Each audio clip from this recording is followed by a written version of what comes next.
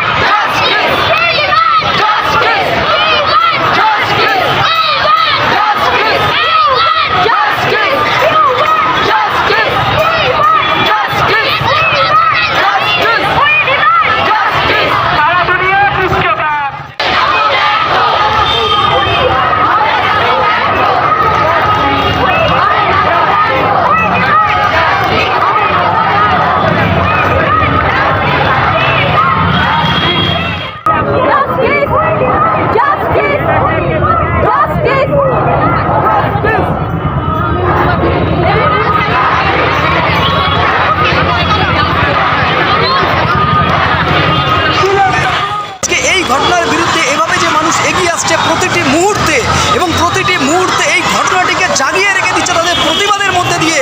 এখানেই বোঝা যাচ্ছে যে একমাত্র মানুষই পারে কিন্তু এই প্রতিবাদের অরিজিনাল শাস্তি দিতে। এই প্রতিবাদ এইভাবেই যদি চলে যায় তবেই কিন্তু মানুষ একমাত্র আইনকে উৎপাদন করে তার নিজস্ব জায়গায় পৌঁছতে পারবে।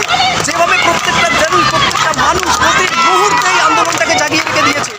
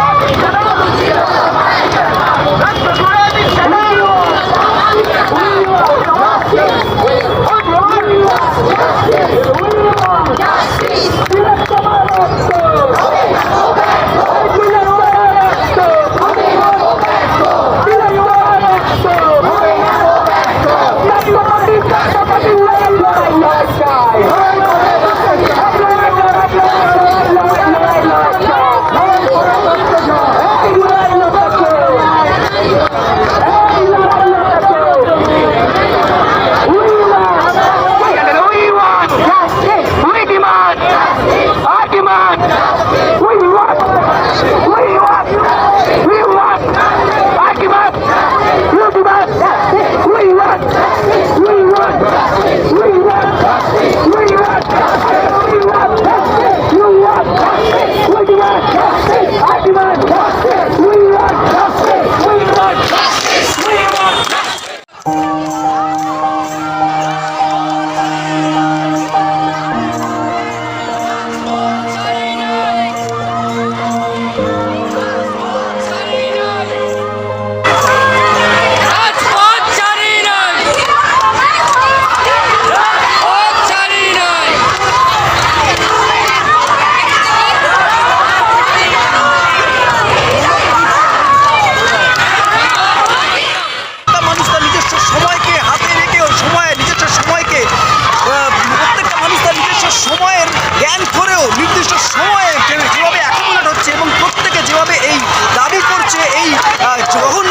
নৃশংস ঘটনার বিরুদ্ধে, সেখান থেকে বোঝা যায় যে মানুষের মধ্যে এখনো পর্যন্ত সেই মনুষ্যত্ব বর্তমান রয়েছে।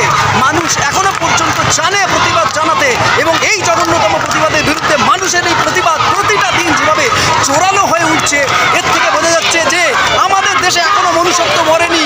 এই আন্দোলনে এবং এই প্রতিবাদের মাধ্যমে আমাদের অরিজিনাল জাস্টিস আমরা নিয়েই ছাড়বো, এবং ততদিন পর্যন্ত আমরা স্থগিত হব না যতদিন পর্যন্ত না এর অরিজিনাল কোনো ঠিকঠাক সিদ্ধান্ত আমরা পাচ্ছি, যতদিন পর্যন্ত দোষীরা না শাস্তি পাচ্ছে। তো সেক্ষেত্রে